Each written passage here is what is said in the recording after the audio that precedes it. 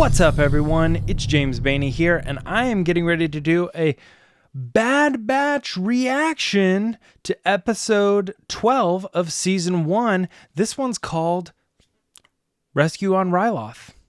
Please, as always, like this video, leave a comment. I'm going to have some questions at the end of the show for you guys, just so we can talk about some stuff, get some conversation going. I want you to leave comments, but also leave comments on other people's comments. Make a friend. Let's talk about some stuff, but also like the video. I'm going to be honest with you. I really dug this episode. I think there's a lot to talk about in this particular episode, so I'm just going to get right off and say it. The first thing that I thought of immediately is just like, dude, who's this Hauser guy? I mean, we saw him last week, and it seems like the past week he's been like a fan favorite as far as like the hair and the style and just like him as a general character. But I think he really particularly shines in this episode, obviously, because, you know, he's actually doing something that's kind of good in this particular episode. But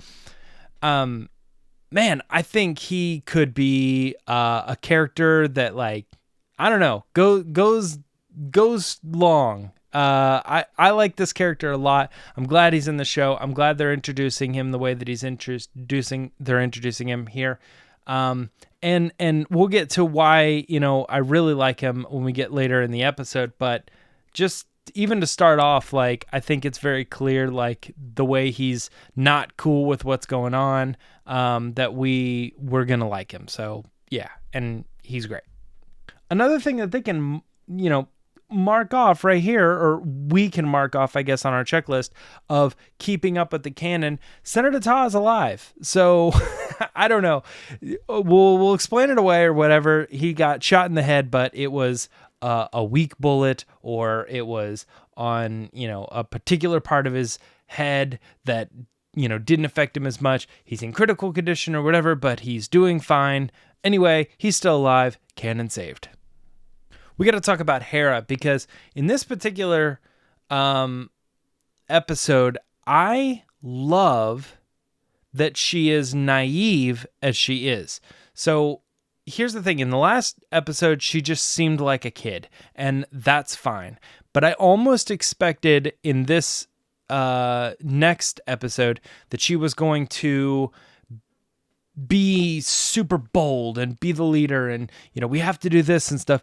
And she seemed very much still like a child, and I liked that. She has the fire inside of her where she wants to do something, and she'll maybe call somebody out on something, but she doesn't know how to fly. She doesn't know how to come up with a plan. She doesn't try to do it on her own. She asks other people for help.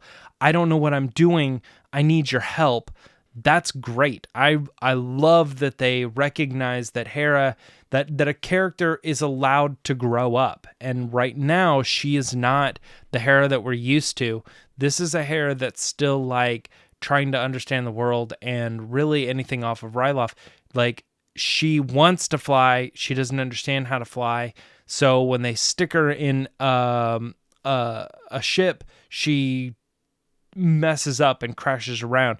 And she doesn't, like, immediately get it either, you know? Like, I don't think she comes out of this episode being like, hey, that piloting thing is pretty easy. I was able to do it, you know? I think they still kind of left her, you know, not really being that good, which, again, I think is really awesome. So I'm going to give a big thumbs up on the way that they handled Hera as far as her being a kid, but still feeling like the Hera that we're expecting. Now, on the other hand, characters that should not go through any change at all, Chopper. Chopper is awesome in this episode. I like Chopper, but I don't really remember specifically watching episodes of Rebels and being like, I think Chopper's like my favorite character or anything, or like, oh man, he was awesome in this episode or something like that.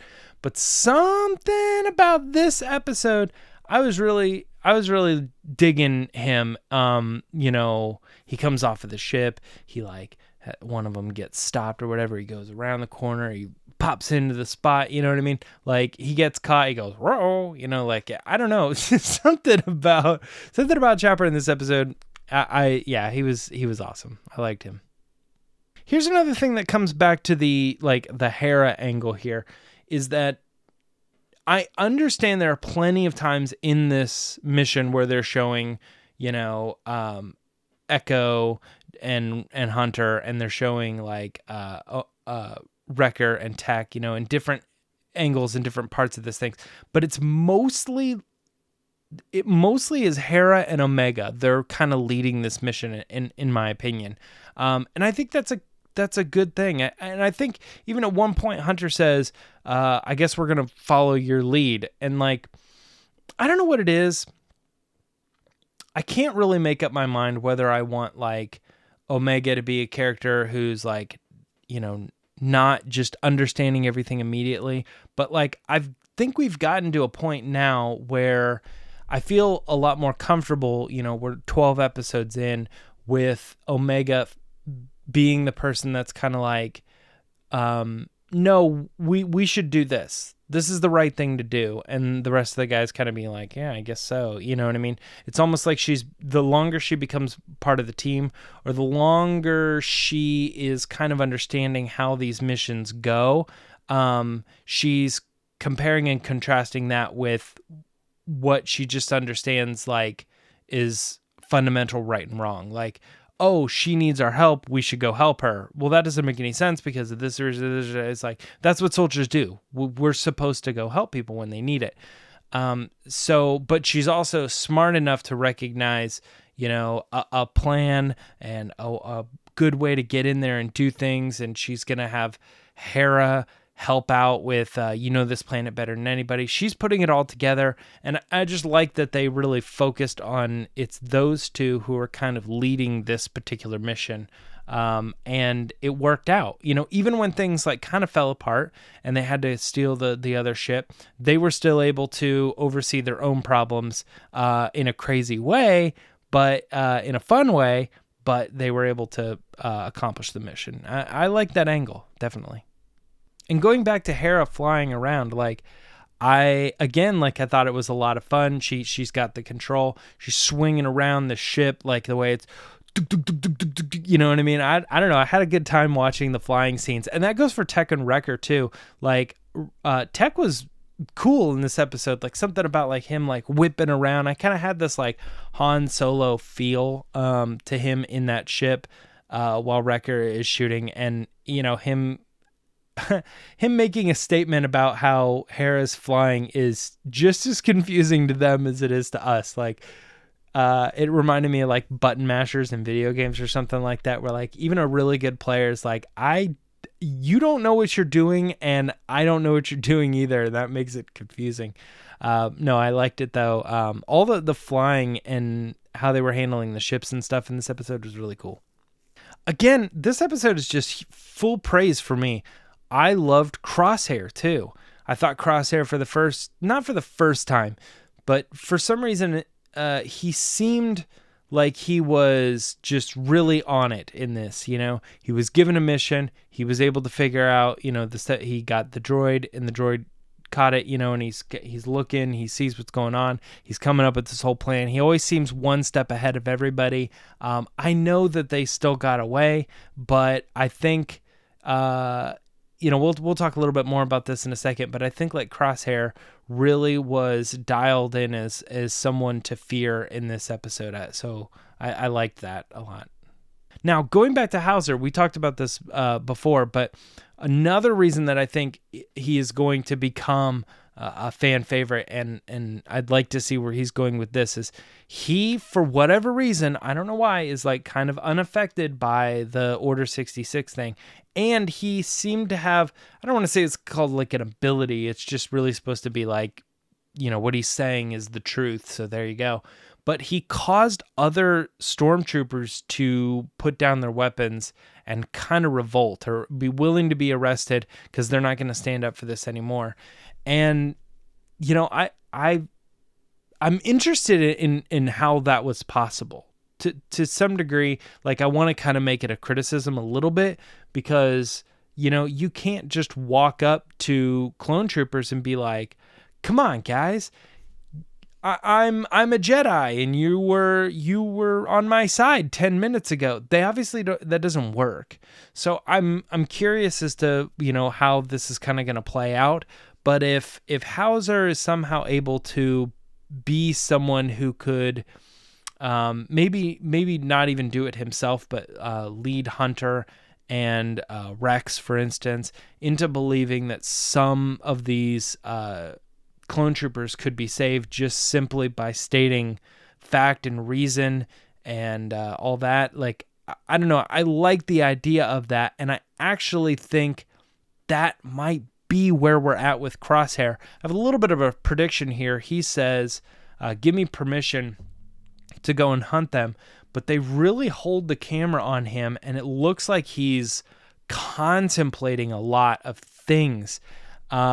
He, you know, he didn't like immediately call out Hauser on this revolt thing. He kind of let it happen.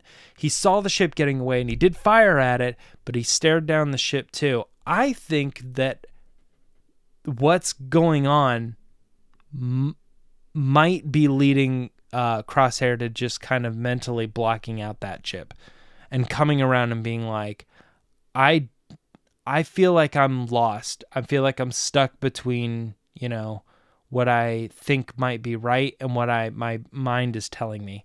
There's a lot more to unpack with that, but he kind of reminds me of Callus from Rebels or something, like a character who was very definitively this, and then we kind of saw he was able to somehow overcome that and make up his own mind, and he was, you know, joining the good side, but he still felt very conflicted. And, you know, if the Bad Batch were able to get him to that point, they could be like, look, it's the chip. We're going to take out the chip. Tell us how you feel afterwards. I don't know. We could really see Crosshair come back from this, which would be good to see, I think. I think that's ultimately where I predicted his arc to be, is that he would be a character who could be saved. When Omega was telling him in the early episodes, you know, it's okay. You don't understand. It's not your fault. You're not the person who's controlling you right now. So, I don't know. One other little fun thing that I just wanted to point out is that Hera says Tech taught her how to scramble a ship. I thought that was funny because, and I could be wrong on this, please go into the comments, correct me if I'm wrong, but that was my interpretation of the Ghost. If I remember correctly, the Ghost was like a ship that was able to kind of scramble themselves and kind of make themselves invisible, which, I mean, makes sense with the name the Ghost. So if I remember correctly, that's what she eventually does. So they're kind of giving you a little bit of a nod here, like maybe it was Tech that taught her that, how to scramble a ship. I just thought it was fun. I got a smile out of it. All right, like I said before, I got a couple questions for you guys. I want you guys to put these in the comments. What do you put your answers there? The first one is Hauser done? Is this the last that he shows up? Is the point of his story that he was there to make the right decision to get them out of there and that's done? Because I kind of get the vibe that he is under arrest on Ryloth, and I don't expect to see Chum and Hera and those characters back. I feel like we're moving on past that. So does that mean that we're going to see this character again?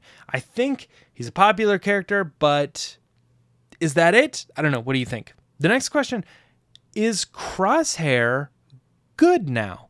Do you think, based on the end of this episode, do you think that they were very clearly stating, you know, I guess they could do a mix between, tell me what you think, but were they very clearly stating he is now on the hunt, he's going to hunt them down, or he asked to be on the hunt, but that gives him a little bit of permission and leeway to maybe go after them specifically instead of these other missions, and now that he's going after them specifically, he can kind of observe them, learn a little bit about, maybe do some self-reflection, and maybe speak with them or talk with them or try to, you know, figure himself out. Do you think maybe that was the purpose of asking for the permission? I don't know. What do you think?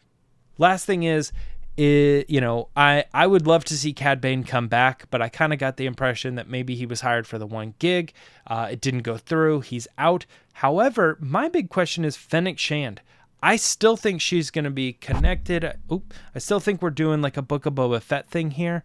And she was obviously in cahoots with the Kaminoans. And so I'm kind of thinking that her character might show up again, but what do you guys think? Do you think that Fennec Shand is going to show up? We've only got a couple more episodes left in the season. Do you think she's going to show up? Do you think we're going to see Kaminoans again or go back to Kamino? Maybe this all, it ends where it started. I don't know. Let me know what you guys think. That's it for episode 12, guys. Thank you so much. Like the video. Please subscribe. If you haven't yet, please subscribe. I will see you guys next week. And that's it for the Bad Batch Reaction Show. I'm James Baney. See you later.